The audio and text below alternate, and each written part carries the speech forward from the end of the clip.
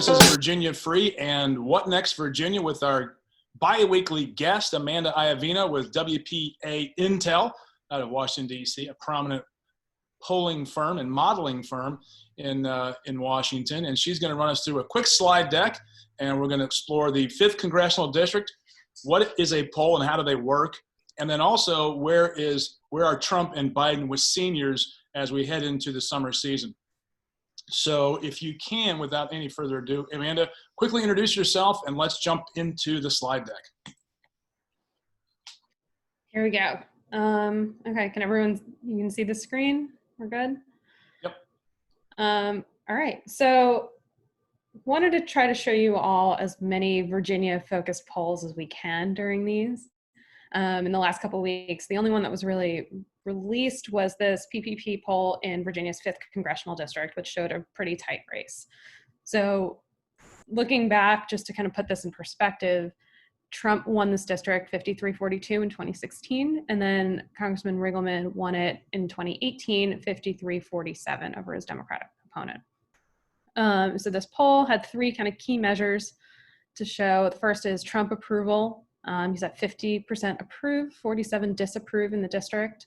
Not far off what we're seeing kind of elsewhere, where his numbers are probably a little bit lower than it was in 2016, but not terribly far off in a Republican district like this. The generic ballot, this is, if you ask generally, are you going to choose a Republican or a Democrat, not a named person? Who are you going to vote for in this district is leaning towards a Republican by 7 points, 49-42. And then we get to the named ballot. So now that we have our candidates in this race, this has Good at 43%, Bob Good, and then Cameron Webb, the Democrat, at 41% with 16%. It's looking like a very close race in the margin of error. Well, if you look at it, if I can, Amanda, as we drill down on these numbers, obviously Riggleman held Trump served, if you will, in 18 by getting the exact same number that Trump got. He got the vote, but Clinton obviously had some negatives in that district in 2016, and it looks like the Trump approval rating is pretty much has come down 3 points, but the Democrats haven't moved up from the Coburn numbers in 18 either, which is important when you look at the turnout modeling. And we're going to talk about turnout modeling that WPA Intel does very well. And I think there's some interesting aspects to take a look at this. And look how underperforming on the generic ballot to the named ballot Good is doing. He's lost 6 points. That's a problem for Republicans who want to hold on to. It is. I do want to note that he just came through a tough convention process, and usually anyone's numbers on either end are going to be a little bit lower after you kind of go through that intra-party battle.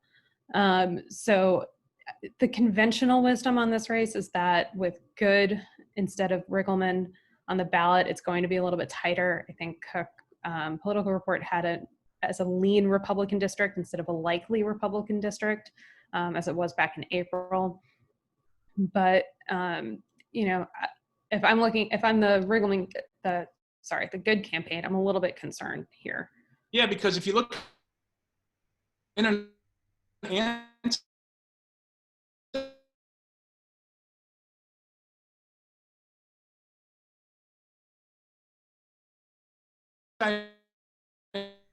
incumbent mood right now, we've seen that. Persuadable folks are going to show up for Cameron Webb as a wave of the future, or a shot at the Republican Party, something that gets them to vote otherwise. Yep. But I thought this poll would be a really good way of showing us how to read public polling. Okay, let's take this as a pivot towards public polling, because this is an area, frankly, Amanda, that we see a lot of this in this, especially in the social media space. Oh, the polls are wrong, and I keep reminding people polls aren't wrong. The modeling might be wrong, but polling is just taking the data that's being given to you. And so what's important to understand is the construct of each poll. So go ahead and let's dive into what is polling and how do we get to where polls come out with their information, because we're just in a myriad of polls these days, and it's going to get worse. It is. And it's important to remember that polls are a snapshot in time. Models are more predictive. The goal of those is predictive analytics is kind of the other term synonym for those. So that's kind of projecting out a little bit longer term. Polls are more of a picture of where the electorate is on a particular day and time. So whenever you're seeing a public poll, there's a couple of questions that you want to ask yourself if you really want to dig in and see whether this is what you're seeing is true or not. First thing you want to know is who fielded the poll, who is the company that actually started calling people and making sure it wasn't just some random person in their basement calling people. Who commissioned the poll, so who paid for it. Are there other polls to compare it to? And then does it fit into the average of those kind of other polls, or is it wildly different, which could mean a couple of different things, whether it's the start of a new trend or if something was just wrong with the data. Then how are the questions worded and ordered? That'll show you if there's a bias to things going on. And then who was interviewed? That also includes how many people were interviewed. And within that is also, do the key demographics make sense for the region that you're interviewing? So let's kind of use this poll, PPP poll, as a case study. The first thing to note is who did the poll. So Public Policy Polling is a Democratic firm. They mostly pretty much exclusively do work for Democrats. Okay, but does that matter in what are they trying to bias it to show it better for Democrats to move something in the social media news cycle? Is this intentional? It could be. Okay. Probably not, but it's something that kind of, if I'm going through, I'm keeping in the back of my mind, like, okay, this is a Democratic firm. It might be leaning a little bit too far left, but now we still have to go through the rest of those questions. Right. But they're not, Public Policy Polling is a real polling firm. They do a lot of work. So, I know that this could be fairly accurate, but I also know that it could possibly lean a little bit Democrat. The next thing to look at is who commissioned the poll, and that is 314 Action. So 314 Action is a bipartisan PAC, and I kind of want to put bipartisan in air quotes because they support candidates who are in the STEM field who I don't think they've endorsed a Republican yet. So Democratic-leaning PAC, and I believe Cameron Webb is one of their either endorsed candidates or they're likely looking at him. So does 314 have any meaning? Pi. 3.4. Yep. So it's dumb. So that's kind of like the second flag. I'm not going to automatically say that these numbers are going to lean pretty far left, but to your point, we have to take it into account. Absolutely. Okay. So the next question, are there other polls around? And the answer is generally no. There might be some internal polls, but there's nothing publicly available in a congressional district, and there generally isn't going to be. It's very kind of rare to see a lot of congressional district polling in the public sphere. Then the order of questions. So we start looking through here. The first 4 questions, Trump's job approval, the generic ballot, and then favorable impressions of the candidates, and then you get to the ballot. I don't have a problem with this order. Generally, what you're looking for is to see were they reading really negative messages against a candidate or really positive messages for a candidate first. Is there anything that's going to put the respondents in kind of a frame of mind to be for or against someone when they go to the ballot? This is pretty much just a basic brush fire poll, isn't it? Just to see where the basics are. This is, you only gotten really 6 or 7 questions that really matter. Yep. We're not doing a deep dive to drill through the crosstabs or anything. This is a test. See where things are, right? Yep. Okay. I can also tell because here's the who was interviewed. So it's a little over 1,000 Virginia CD5 voters.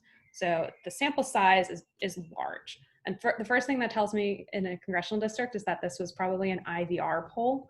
And what IVR is kind of that automatic robocall polls, Right. which isn't bad. We do some of those polls, and their purpose, they have a very specific purpose, and it's what you said. It's a quick brush fire, let's see where things stand kind of poll. But when you look at question 12 here, they tell you that they didn't just do IVR calls. Now, IVR, you can only do to landlines that way. So half of the sample came from landlines, and the other half came from text to survey. So that means that you can either call cell phones with a live caller, or you can do this text to survey thing. And either one is good for getting younger people and minorities. Landline calls are generally, you get older white voters. That's generally the population that still has landlines, and will pick them up and answer a poll in that method. So this is a decent mix. If you're talking about what the gold standard is for a poll, it's a full live caller poll, but those get expensive is a lot of the concern. So this was definitely probably more of an economic choice to go for the IVR mixed survey, but they talked to a lot of people, so these margins of error are probably going to be pretty small. Now, the only thing that does raise a flag here is that they're talking to voters. Now, you're going to see a lot of public polling right now talking to registered voters, which I think is what this is. A poll of registered voters is a little bit more democratic than a poll of likely voters. So likely voters are people who say, I can vote, I'm registered, and I'm probably going to show up. I want to show up to the polls. And how about the Democrat, Republican, Independent breakdown in that district? Does that look accurate? It does. There's a couple of other things that I would want to look at other than that mix, because that, especially in Virginia, that changes because you don't have party registration. Right. We don't have strong numbers to kind of compare that to. Okay. What I'm going to look at is this number. In the 2016 election, who did you vote for? And I'm not necessarily looking for these numbers to be exact. So you remember we said Trump won this 53, 42. So he had an 11-point spread. And that's kind of what I'm looking for here, to see an 11-point spread. Or it could be 10, it could be 12, but I want it to be roughly the same as what it actually was in 2016. So that looks good. I like that, like the 9% said that someone else or did not vote. That's pretty. That could also be new registrants. Sure. So you're talking about the people who weren't registered to vote, couldn't be registered, and now are. Virginia's had a couple of changes since then. Plus, you get. And this is interesting. You know, if as we get down to it, a lot of the Charlottesville vote might be in the general might be impacted by people not attending UVA in the fall, or in the case of Liberty, which is not in the district, in Lynchburg. And is there a way to model all that? There is a way to look at it. I think we need to know a little bit more for sure whether students are going to be back or not. And that's really when you get into, are you likely to vote or not? Because they could, if some of those students are registered, they could have gotten called for this poll. But if they're not going to be there, now anything like that, but those are extra barriers to entry. That's really why you want to look for a likely voter survey instead of just a registered voter survey, to kind of balance off a lot of Amanda Iovino with WPA Intel, thanks for joining us.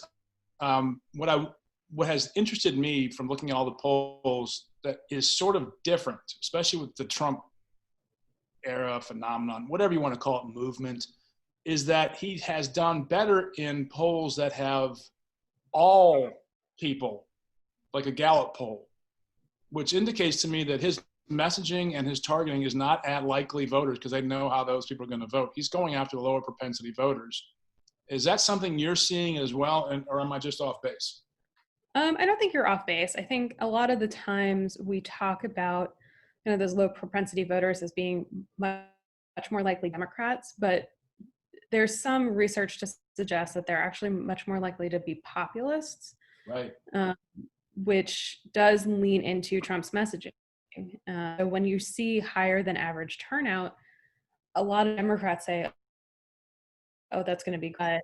That's not a guarantee. It all depends on who the actual people are that turn out. Now, a lot of times that has been the case, right? But I think Trump's model is to get those lower propensity voters who have high the 12 Q11 there, high school graduate or less, it's 40% of this poll. That's a high target for It is. Trump. It's not. I did check. It kind of went back and checked all of these, and that number isn't that far off from what it kind of should be in this district. The education breaks are probably a little bit less educated than I would personally do, but it's not far enough off for me to raise a flag. Okay. This is the only one that raises a flag for me. What is that? African Americans are 20% of the district if you're talking about census population. Right. But minorities are generally less likely to register to vote and then to turn out, which is why a lot of the times Democrats say lower propensity voters voting helps them, because a lot of times those are minority voters, and but there are a lot of lower propensity white voters that kind of Trump kind of speaks to. Right. So the fact that rates leads me to believe that this might not be the actual makeup of the electorate come November. You think it's a higher level of African American voters in this district? I think this is overestimating the number of African American voters. I don't know by how much, but I think this might be overestimating it slightly.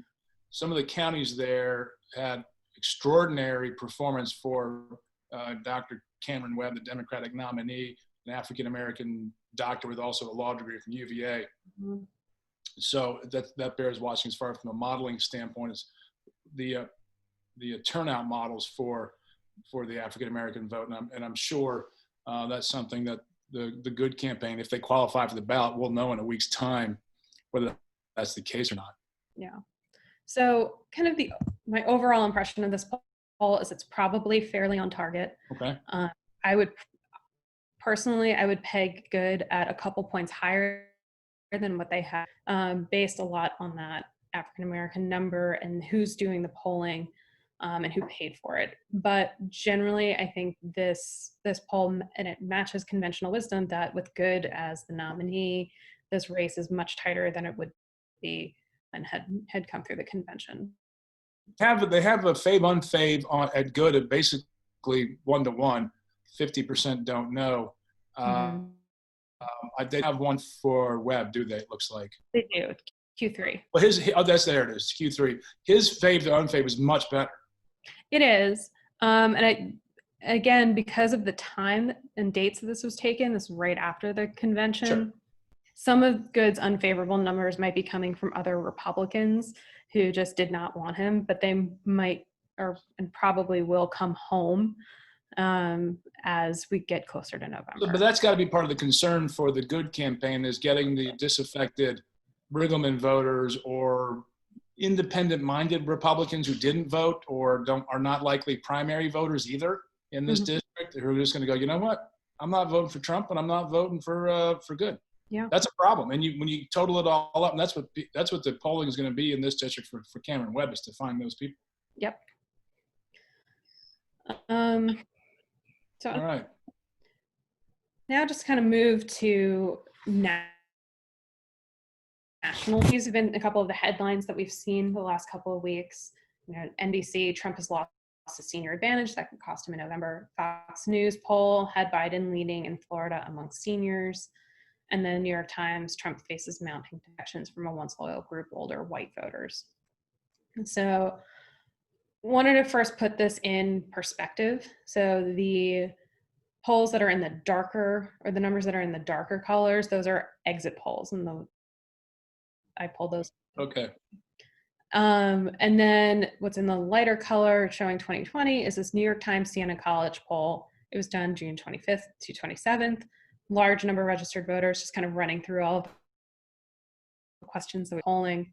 And they did, what was interesting, a full methodology release before they released any of the numbers. And they said, hey, if you have a problem with any of these numbers, let us know now before we release the results. Because a lot of times what people will do is see the results that they don't like and then pick apart the poll behind, or the methodology behind the poll.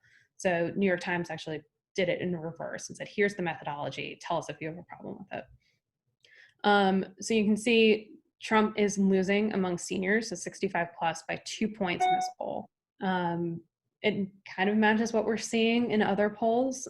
Generally, he's -5, and that Republicans have not been at that kind of distance since 2000 when we were having some fights over Social Security.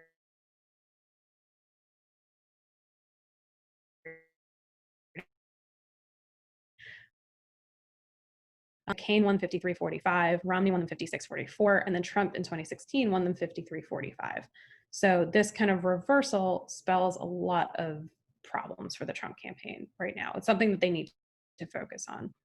Well, they need to focus on a lot of things, especially shoring up seniors, Social Security, Medicare, the issues that matter. Of course, on COVID, they're the most vulnerable population. So is this a reflection of the COVID impact on the campaign so far, you think?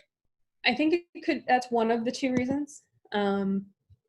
Here's a couple of slides from Morning Consult. Morning Consult does a lot of polls. They do about voters in each like chunk that you can kind of see on the right. Right. The one on the left is Trump's net approval, specifically on how he's handling coronavirus.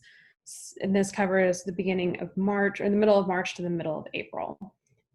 The pink line is the net approval among seniors. Red line is where it's even, so where he would have, 50-50 approve, disapprove. And you can see that negative towards the middle of April. This is when they stopped showing this kind of data. So what I wanted to pull is his approval on the coronavirus among all registered voters. So this isn't just 65-year-olds, but starting at the same time that the one on the left leaves off, right. Much more people disapprove of how he's handling the coronavirus than not. With Trump in this campaign, I mean, he wasn't doing great with them to begin with, but he's. I mean, if you go from the first one, it's 37. Now it's 53. He was applying, end of February. Now he's a -12. Yeah. This isn't. He definitely had less of a. He did have a bump, as you can see here, in like the late of March. Handling a crisis like a lot of governors had. I think we talked about that last time. But his kind of bump has significantly deteriorated. And I think part of it is what we're seeing in some of our polls is that the seniors want to focus more on the health impacts of coronavirus than the economic impacts. And Trump's bread and butter, his strong point, what he's been running on for re-election since day one pretty much has been his control of the economy. So he's going to prioritize economic reopening. And that's coming through in the messaging. No matter what his administration is doing behind the scenes, the messaging is all about prioritizing. Might be making a lot of seniors. And do you think just this is simply a messaging problem, that he's just not showing enough concern? Messaging problem, and I want to just show this next slide, which also showing some of the problem. Looking at the white seniors down here, comparing him to Biden. Now, Biden's been hiding out in a basement for the last couple of months. It's working. Frankly, it's working for him. The complete focus of the campaign is on Trump. And that's dividing people, and it's making people already have very strong feelings on Trump, either for or against, and this is kind of highlighting them. And when he doesn't have a foil to run against, his numbers are going to be worse. Well, this is where, the Wall Street Journal NBC poll shows that Biden's negatives are about half of what Hillary Clinton's was, and Trump is going to absolutely blister him. Peel the bark off Joe Biden and try to drive those unfavorables up. They got to raise his negatives. Period. And it's the problems the Trump campaign is going to have is that they have to pay attention to seniors right now. They should be able to focus on other groups, but having to shore up what is generally part of the Republican base, is taking time and money away from focusing on some other groups, so where they're going to have to do a little bit more convincing. And time is not in your favor on July 1 if you got to shore up. No, it's not. You got about 60 days to make the turn to Labor Day, right? And then all hell breaks loose. Yeah, that's I don't know. The June is already, because people are going to start voting in September now. Yeah. That's what people don't understand, is that the early voting matters because it shrinks the calendar. And if you're behind, you're really behind because of the calendar now. But to the other side of Biden is going to have to come out. He's going to have to be campaigning more. They're just trying to hold him back as long as they can to keep people from having a very defined opinion of him. So, he's going to have to start campaigning. So once he gets out there and combined that with Trump and a lot of other outside groups just starting to beat up on Biden's very unfavorable, and frankly his very favorable numbers, these are going to change. And those aren't good to begin with. No, they're not. Especially for someone who's frankly been around as long as Biden. Right. You think that his favorable numbers would be a lot stronger. They're fairly strong when you're talking about minorities. Look, Joe Biden's in a great position to win this thing. A weak national candidate. He's never done well nationally. And the reason he's doing so well is he's not Donald Trump. Yeah. And frankly, if I were him, I would be concerned about these millennial or Gen Z and millennial voters in the problem. That only 4% of white 18 to 29-year-olds feel very favorable towards him. I mean, that's a problem with his progressive base. He needs that segment to show up to win. Yep.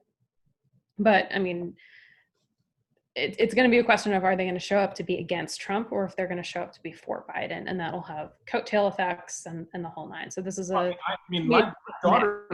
daughter comes home from college. She's going to be a senior, and she's like, yeah, this Biden guy, he's really creepy. He's always creeping on girls. And I said, yeah, wait until they start calling him a racist. She goes, what do you mean he's a racist? I'm like, just wait. I mean, he's got baggage, and they're going to try to make sure that those segments don't show up to vote.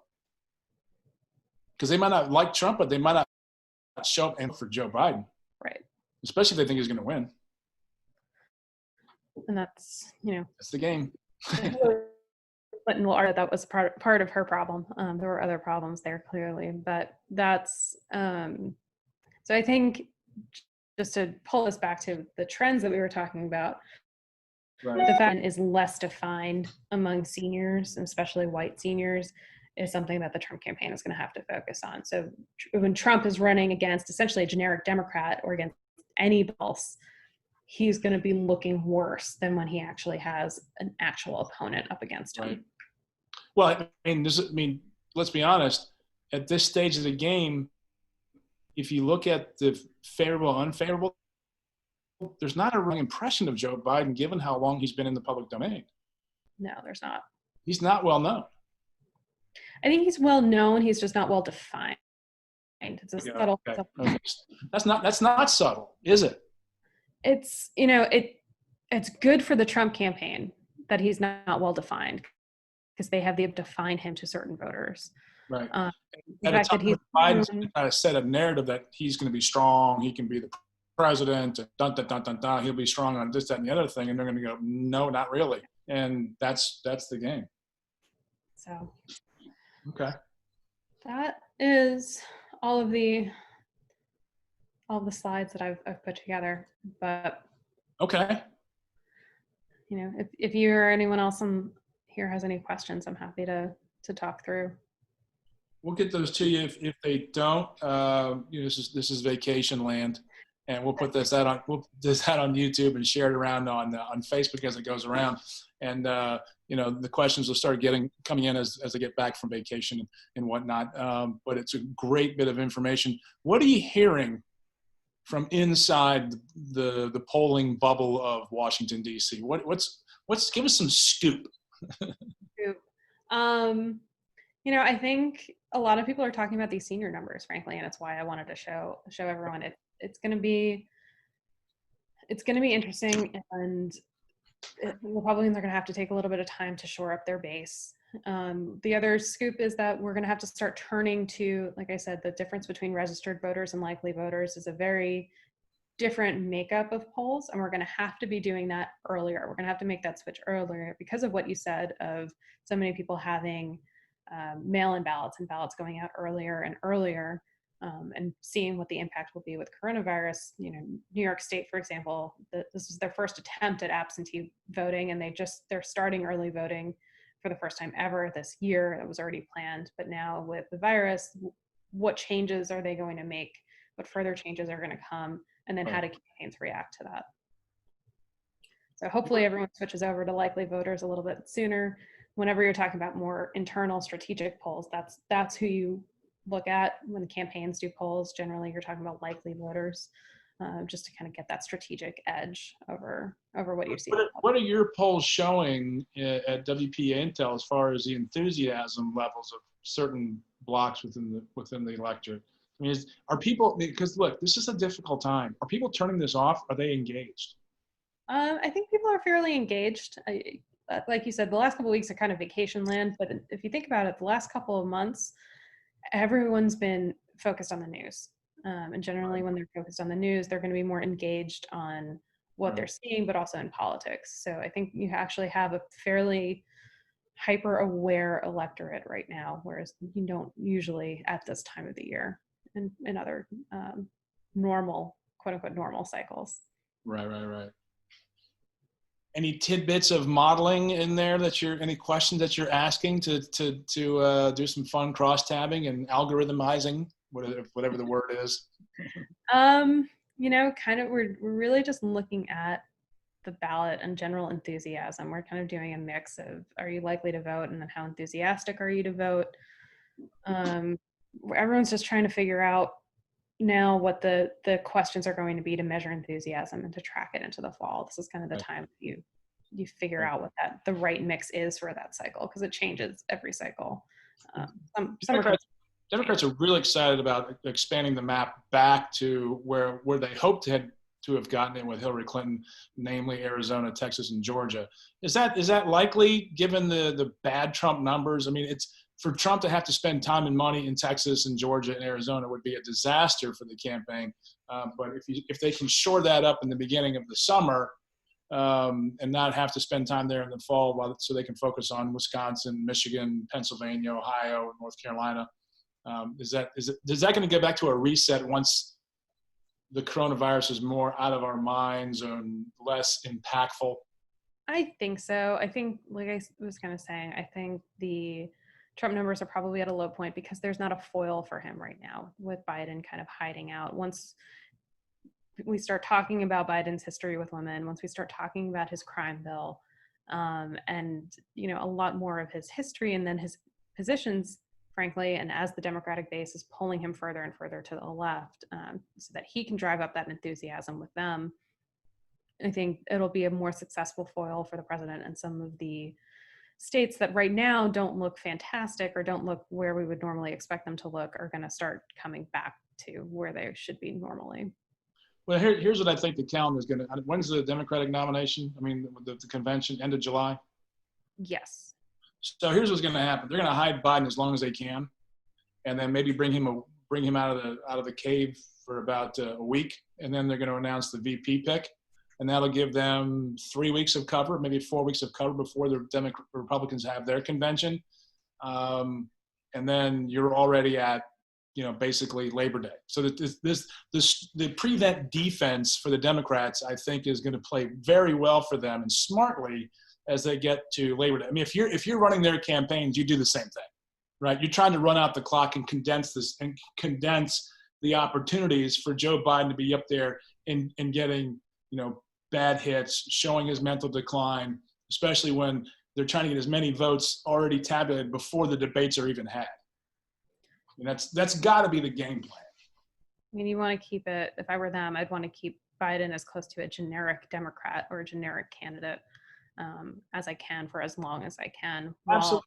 driving up the enthusiasm with the base and getting them angry at Trump. Which is not a problem. They've been angry at Trump since the day he won. I mean, they've hated. I've seen it here in Virginia.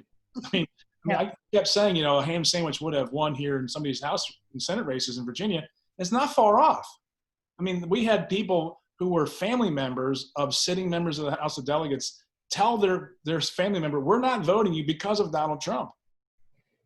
And then people go, oh, it's not because of Donald Trump. You go, what the hell are these people paying attention to? So anyway, just a reflection of the intensity of the anti-Trump vote that's going to show up. They want him gone. And I guess my final question to you would be, if Donald Trump, his numbers don't improve, and he does the ultimate mic drop, double single-digit salute to the Democratic establishment in the swamp and says, I'm out of here, declares victory, pardons everybody, that's the worst scenario for the Democrats because they don't have anything to be against. I mean, I don't want to think too much about those hypotheticals, but we'll see we'll see how this turns. But that's my sinister political brain. It says if I'm thinking strategically, you know, let me put it to you this way: if Donald Trump is not on the ballot, Democrats have a hard time this fall. They do, but I also think that that's highly unlikely. I think it's highly unlikely too, but there have been reports that have surfaced that this is being discussed. I don't know how deeply, but you know, you can't untalk about these things when it's out there on Fox Business News and it's being tweeted around, right? That's true, but I would take those reports with a whole salt shaker. I take them all with a salt shaker. Our job is to speculate and have fun with this thing to get through this ridiculous time we're living in, right? So we need to do something in the age of Corona. Well, but I'm also trying to point out to people that the level of intensity against Donald Trump is driving the Democratic enthusiasm. It is, but there is a significant pro-Trump enthusiasm on the right that counteracts it, and it's very hard for kind of our down ballot candidates to maneuver that gap, right? Because they will need Trump's base when it comes time for November, whether, you know, Trump is in neck and neck with Biden or if Biden's up by 15 points, those Republicans are still going to need that 37% that is right. No matter what he does. And then the tightrope is going to be hard for these down ballot candidates to walk, no matter what the score is on the presidential.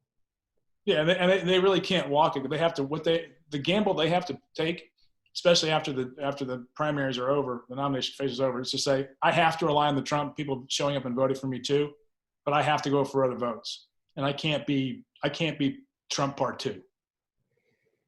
You can't you have to tip your hat to some of that in the election, but if you don't have those votes when they show up anyway, you're going to lose regardless. Yeah. Right. Yeah, it's just a math problem. It is. I'm working with a couple campaigns, and we're still in the let's focus on the nomination fight right now. So that's not going to be a problem to talk about in September. You can't talk about that now. It's a different electorate. Those are different numbers. All right, Amanda Iovino with WPA Intel. Have a great 4th of July. What are you doing for 4th? I'm going to hang out here in DC and watch some fireworks from the roof of my property. What about you? Probably grilling and chilling. Nice. Yeah, that's what we do here. I got 2 pork butts smoking right now for my daughter to take to the beach with her friends. So then we'll grill some burgers and dogs probably this weekend too. It's, you know, doing a little traditional thing. So we'll have fun. Thanks for joining us. We'll see you in 2 weeks' time. Absolutely. All right, let's do this again. Look forward to the next slide deck, and we'll push this out on YouTube. You can share it around, and we'll get it moving on social media because it's great intel from WPA Intel. See how I worked that in? Very nice. Well played. All right. Thanks, Amanda. Have a great weekend. Have a good one. Bye-bye.